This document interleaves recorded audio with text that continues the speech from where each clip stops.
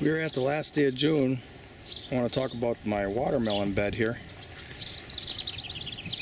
It is really growing very, very well for this early in the year in this climate.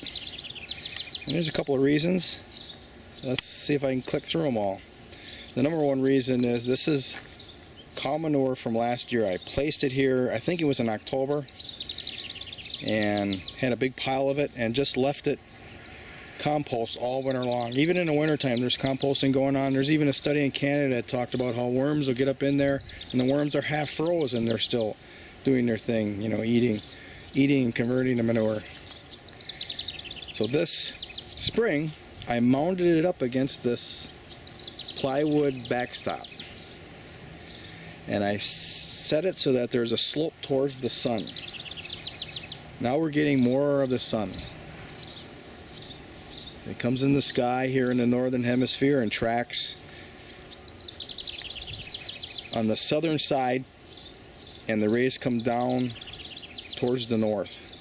Maybe right at noon at summer solstice it's not quite at an angle, but all other times of the day it is, and as we progress into fall, then our part of the hemisphere tilts away from the sun, and then it even becomes more of a southerly direction coming towards the north. And this bed now is positioned to get all of that sun as the watermelons ripen. The third is that backstop that I mentioned. That is shielding the bed from the cold north winds. Although this summer appears to be, you know, it's forecasted to be extraordinarily hot, probably don't need it, but in the springtime I did need it. We had a couple of bouts of cold weather come through, and that plywood definitely shielded the watermelons from the worst of it. And on top of that, when I dug these watermelons in, I could feel the heat still coming from the manure, or the composting action of the manure.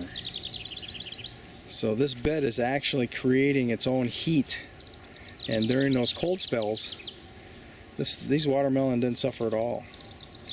Some nights were down into the low 40s, and I was kind of afraid maybe a little pocket frost or something, and I've got some gallon plastic jugs that I cut the bottom out of, and I put those plastic jugs over the plants. But they were very small at the time. Now you couldn't do that.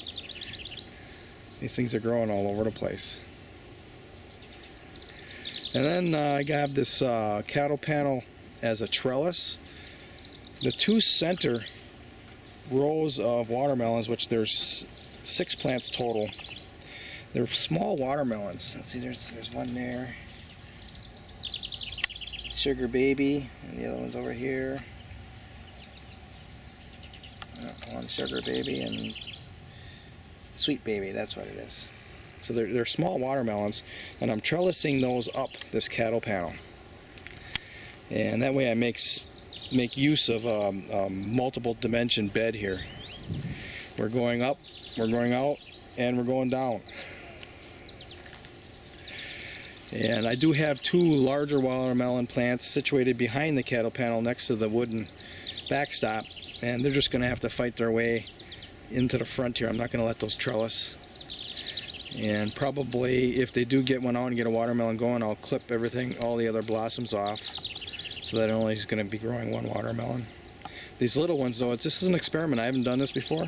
Those little ones, I want to see if they're small enough that the vine can hold them. I kind of doubt it, so I'll protect most of them. But if there's a watermelon that's just hanging or just right, I think it's just right. I'm going to leave it go and see what happens. And maybe not. Maybe as it grows, I'll want to protect everything because I want to eat them all. I don't know. We'll see what I do. And then in the very front, I've got larger watermelons as well. Those have some room, a little bit of room to sprawl into the front downhill here. And there are also, I threw in about, I don't know, maybe 50 old watermelon seeds from 2011, 2012 that it didn't grow. And there's actually 3 plants in here that are growing from all those seeds. There's one right there, and it's actually doing pretty good. So I'll make space for that one. Then there's another one in that little mix. Then there's another one right there. So I'm going to monitor those. One of the watermelon, I didn't even know, I didn't think any of them would sprout. I just threw them in here. I didn't even bury them. They just landed on the surface, and that's where I left them. And I think that's what I did. Jeez, I'm getting old, you know. But anyways, one of those watermelons was an orange flesh one. So I'm going to really protect those, and I'm hoping that I get lucky and one of those was the orange flesh watermelon. So we've had blossoms now for more than a week already. There's a whole bunch of them happening right now. You can see one just, they close at night and they open back up in the morning. And it's June 30th. For this climate, that's pretty good. One more thing about this watermelon bed is that it's backdropped by a peach tree. This is an early peach tree. I ordered 5 from West Coast Company Nursery, and 2 of them lived. Actually, they all died back the first 2 winters, and 3 of them died. 2 of them lived. One is really a piece of junk tree, but this one persists. And we get early peaches off of it. And pretty soon here I'm going to have to put up a defense. I'll probably cover them with disposable socks, and I'm thinking about spraying them with hot pepper sauce. Otherwise the squirrels are going to eat them. This is kind of a neat thing. Watermelons and peaches. I don't know if it gets any better than that.